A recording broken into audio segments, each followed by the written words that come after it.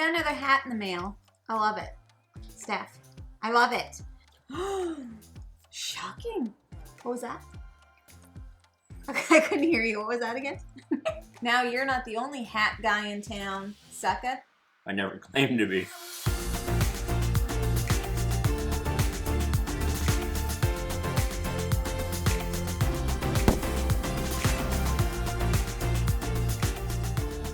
Hello everyone and welcome back to Foster the Meeple, a channel all about Board games. And Jeff eating Sour Patch Kids. and sorry, what? Okay. Corgi hats.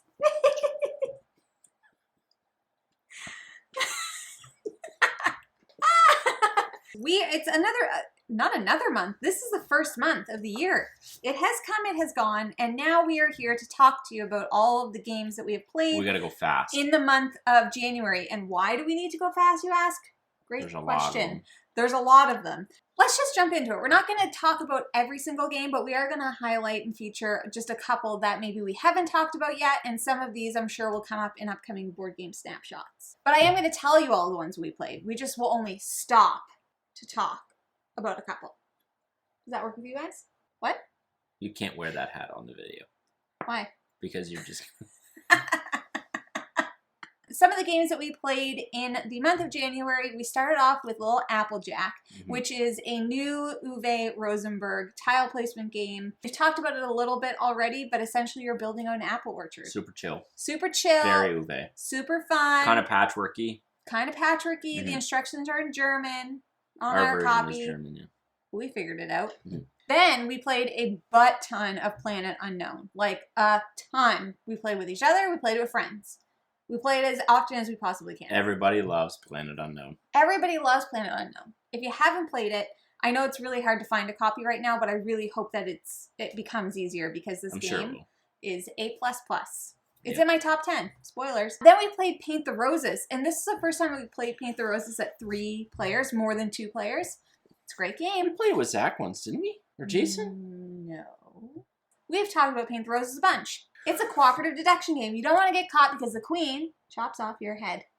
Not fun. Then we played Wonderland's War, which is a game that we've already talked about a bunch. We have this featured in a board game snapshot, which you can check out, but this game is always a hit. Love it. Always a hit. So we played... You're going to break those and you're not going to be able to play with the ears anymore. That would be devastating. Keep dinking around with them.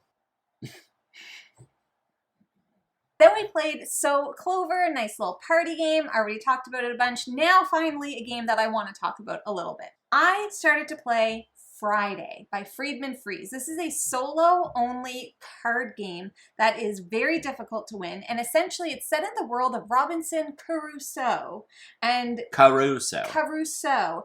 Friday. And Robinson is on the island and you're Friday and you're trying to help him survive and get the heck off of the island. You go through a few different phases of difficulty and you are basically playing out cards to try and overcome certain things that come up. And each of the cards have numbers on them, and basically it'll say in the easy phase, you need to get 4, the number 4. So you'll play out cards until you get 4, and then if you can't, you lose life, but then you're gaining cards. So it's a bit of a deck builder, and it gets progressively more difficult as the game goes on. It is so much fun. This is definitely an older game, but it is like a staple solo game. So Jeff got it for me for Christmas. I have really been loving it. I have not won. I haven't. I would love to know down below if you have played it, if you have won, and if you have any secret tips to help me win. Then we played Calico.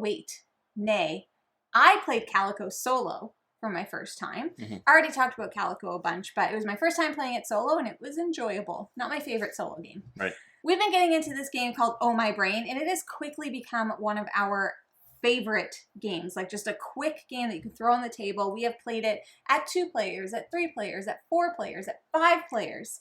And basically, the gist of this game is, and this was sent to us for review from 25th Century, just so you know.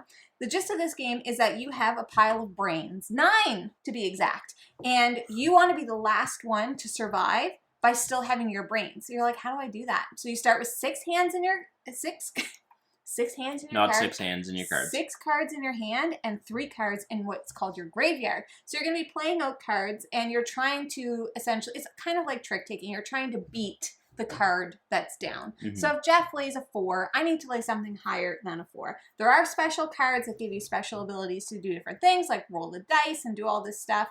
But that's the gist of the game. I don't know why that game is so good.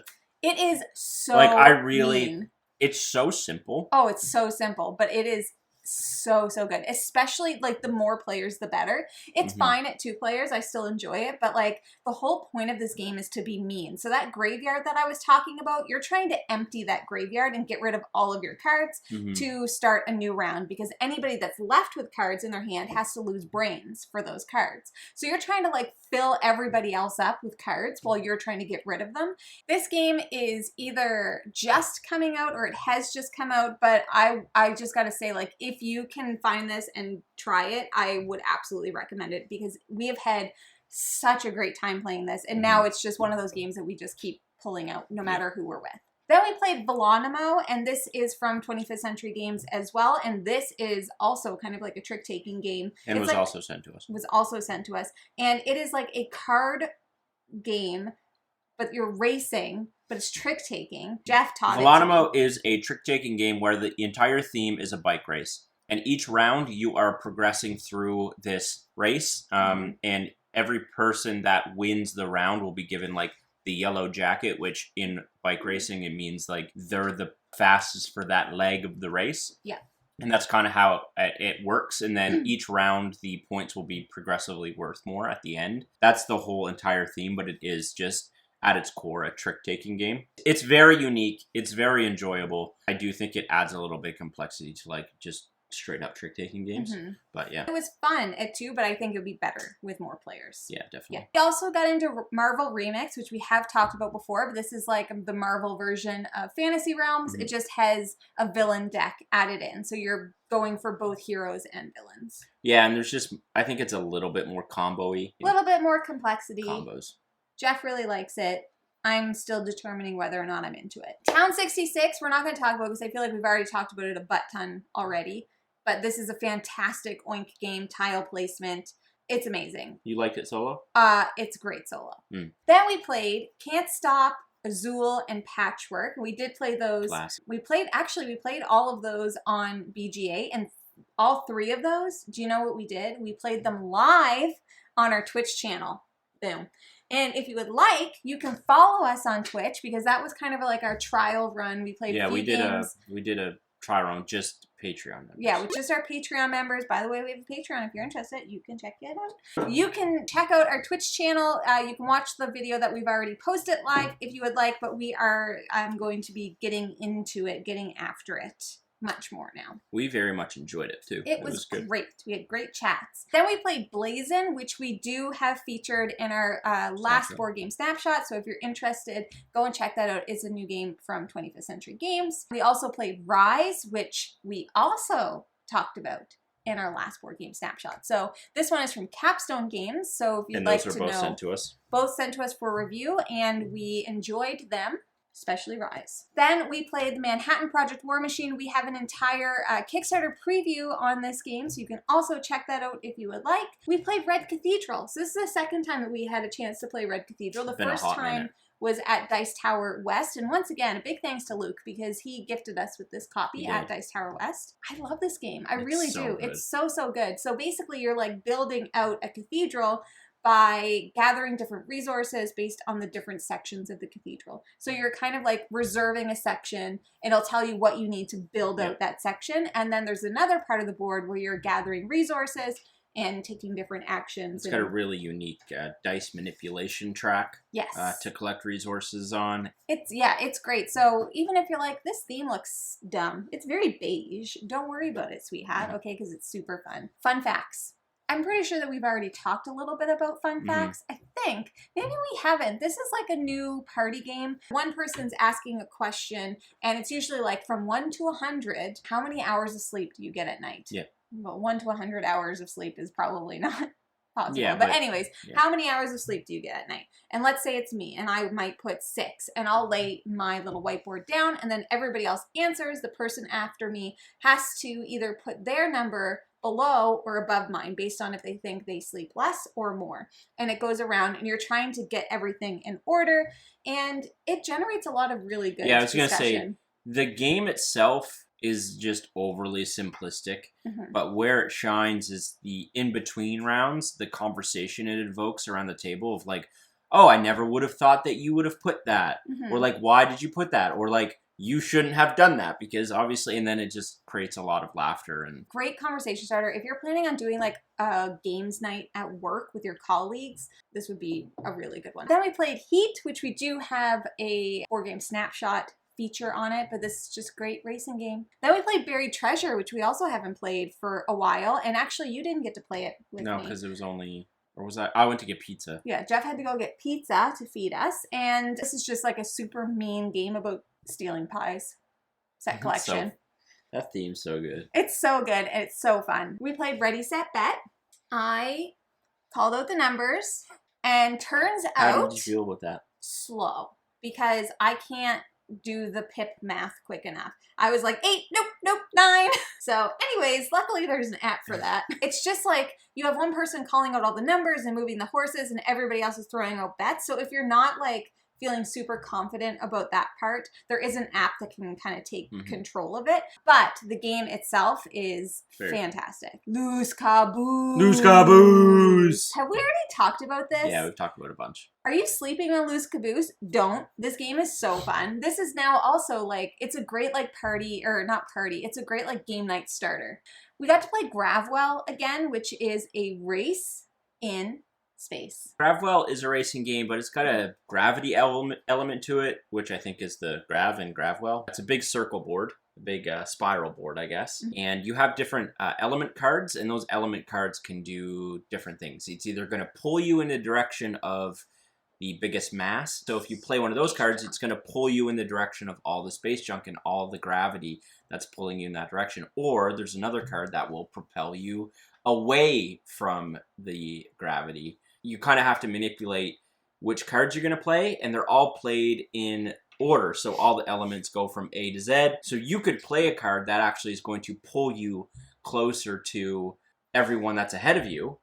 But if the cards happen in a certain pattern, that might change the board state. So then you play a card and you actually end up going backwards. It's super chaotic. I didn't enjoy this play as much as the first time we played it.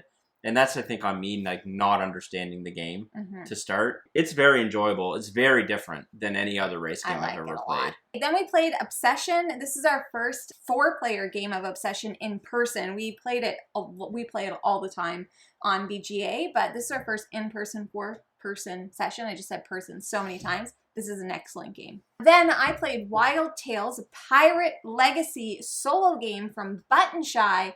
This is a fantastic game. I will talk about it more. I am planning on doing a video about some of the solo games that I enjoy, and so I'll talk about it more in that video.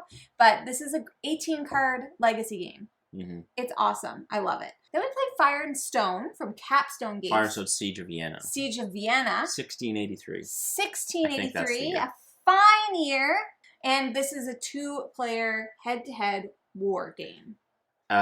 Card-driven, event-driven war game based on the actual siege. I'm not going to talk too much about it because we are going to put that in a snapshot coming up, but I very, very, very much enjoyed that game. It reminded me a ton of Shores of Tripoli. Yeah. Now that we played it once, I think we'll be better suited to play it again.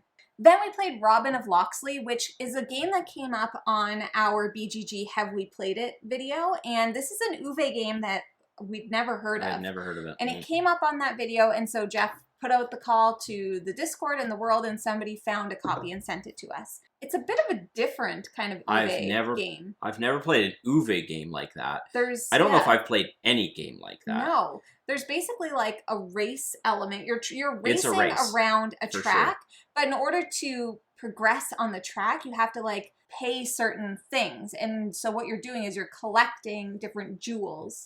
From the center. So it might be, oh, well, if you want to pass this section, then you have to have a set of 3 jewels of the same color, yada, yada, yada, yada. Or it might be like your pawn has to be in a corner space. Pawns can only move like knights can in chess. The L. Yeah, the L shape. There's some really puzzly decisions that you need to make on the grid to make it work. It's a lot of planning ahead. I think that it was interesting. It was a like, not a love. Yeah, I would agree. Yeah. Okay, then we played Gasha, which is a game that was sent to us once again from 25th Century Games. This is an adorable set collection game based on the toy vending machines in Japan. And it's really cute. It's like a quick, simple... I enjoyed it. Yeah, there's like reward cards that are set out, and it's like, in order to complete this reward, you have to have a set of 2 beets and a sushi. Or like 3 toys. Yeah. Which are like little Transformer toys. Yeah, exactly. Yeah. Very simple, very cute. Yeah. Very enjoyable. I enjoyed it. Yeah. Then we played Savernake Forest, which I think we will probably feature in an upcoming board game snapshot.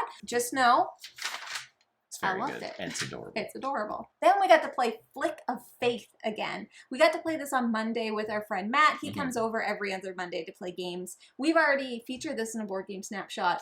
Yeah, forever ago. But it's a dexterity game that Flick of Faith is incredible. So fun. It's so fun. It's so silly. I don't know why it doesn't get more attention. Chatter. Maybe it just flew under the radar. I'm not sure. But yeah. I mean, if you got kids, if you like dexterity games, if you are trying to just have some fun with friends, like, yeah, so good. We did play with the Apocalypse expansion. Yeah. Which adds some really fun, unique law cards, but I very much enjoy Flick of Faith. Me too. And Matt, even after he left, was like, can we play that again next time? Yeah, as soon as the game ended, because it ended based on you vote on random laws in this game, and one of the laws that we had put in place, Jeff ended up getting and ended the game. So basically, it was like if you control 4 islands, you end the game immediately. Yeah. Because normally you're flicking discs onto this neoprene mat. Yeah. Just quickly here. But we, just to show you how crazy this game can get, we voted on a law, and it passed, where instead of flicking your discs, you had to drop them from like 20 centimeters. So I was very good at dropping them and getting them to not bounce. I was not. And so I was able to take control of the 4 islands and win the game. We also, on that night, got to play Libertalia Winds of Galecrest again, which we have a full video on, so go check that out. And we got to play Scout, which is an amazing card game that we've talked about. Endlessly, tirelessly. It's awesome. Last one I wanted to bring up, I finally did my first, or am doing my first ever solo game. And I'm doing Tainted Grail by Awaken Realms. And all I'm going to say, because I can't really talk about it because there's a ton of spoilers in this game, is that I'm absolutely frigging loving it. He just sits in the room giggling. Giggling. I am not super far into it. I'm probably about 4 hours in, 5 hours in, and it's it's very much an RPG in a board game. So I don't know how long it takes. This game is going to be in my top 20. I know it. I'm having so much fun. The world is like a retelling of Arthurian legend. It hits so many things for me. It's incredible. Then we have a list of just a few BGA games that we have played together as well as with other friends. But all the ones that we track, both of us have to be in the game. Play Little King Domino. You love to see it. Downforce. I'm very, very fast. Ask Jeff. I freaking crushed them. Blew right by. Did, actually. Zoom. We played Beyond the Sun, which I will never play again. Jamie hated it. I hated it. I very much. Jonathan loved playing games with you, but that game, not for me. Beyond the Sun is not one I think that is friendly to play for your first time on BGA because the text is super small. I still don't really know how to play Beyond the Sun, but I could see why that experience wouldn't be great on BGA. Great. We played Ticket to Ride. We always be playing Ticket to Ride on BGA. That game is so good. Carcassonne, which Jeff has realized that... I don't think I like Carcassonne. Yeah, it's not my favorite either. I played it a few times now, and not for me. We played Awari. I really liked it. I didn't know what I was doing. I didn't know what I was doing, but it seemed really good. Wingspan, Cubosaurus, which, by the way, doesn't play like Q-Birds. No, it's not Q-Birds. Jeff and I the whole time were like, what is happening? And then Joe, too. Joe was like, does anybody know what's going on? Me, Jamie, and Joe got call it 8 points. And I can't remember who remember the who we were fourth playing was with, that but won, they swept but they us. knew how they were playing, how to play, and I think they got like 40 points. Yeah. It was like 48-8-9. It was crazy. Then we played Valbara, which is kind of like it's like a set collection. I very much enjoyed that one as well. And finally, we played Sobek 2 players. I'm cooling on that one. You are? Yeah. Play it too much, eh? I think I've just gotten to a point with Sobek 2-player that I feel like the Debin tiles are way overpowered. Those are all of the games that we played in the month of January. I would love to know what you played in the month of January. Put it down below. You can put it down below. Let us know. We'd love to hear it. Thanks, Steph. Thanks, Steph. Love it. Love, love, love. That is everything that we have for you today. If you're interested in buying board games, you should first start by checking your friendly local gaming store. And for us, that is the Boardroom Game Cafe. Yes, it is. Don't forget to sign up for Foster the Game-a-Thon, a 24-hour all-you-can-play board game-a-thon happening on March 4th. And we have a lot of people signed up, and we are so excited. So check out all the links and everything down below. Yep. I will just say quickly, we've had a few questions about, like, is it just something you got? No, like everybody. You do it. The Game-a-Thon is not meant for like you to come watch us. No. It's meant for you to play games with your friends and family and whoever. If that also means you sit and watch us, great. Have us on in the background. Yeah, like primarily the focus here is just go play games with your friends and tell us about it later. Everyone to be playing games as much as you can that day with your friends, your family, whoever. If you do not have people to play with, though, you can come onto our live streams. We're going to try and play a couple games that you can join in. And then we're also going to have some people in the Discord that are going to be running games, so you can hop into a virtual game as well. Yeah. So lots to do. But no, it's not about us. It's about you. And you. And you. And you, a little bit, you, and you guys. Anyways, I forget what I was saying, but if you like what you see, please subscribe. We hope to see you again soon, and now we say goodbye. Goodbye. Later it is. I hope I don't break it. You're definitely going to.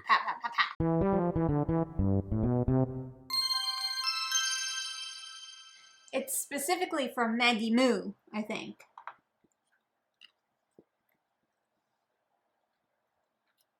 Where was I? Where? And I had one of those on and I was doing it. Oh, where were we? It must have been Disney. That feels like a Disney type of thing, you know? What was that noise? That was Kaya. Oh, Kaya's upstairs doing stuff. But then we got to play Fick. We played a war. Oh, I should have done this when you sneezed. I feel like getting the Debin tiles is the way to victory every time. When you say Debin, it sounds like you're saying I don't know if Devin that's wrong. I don't know if that's how it's pronounced. It's Devin. D-E-B-E-N. It's like a mix of You Debbie don't have and other Devin. games on there. Tinner's Trail's not on there. We're not done it yet. Oh.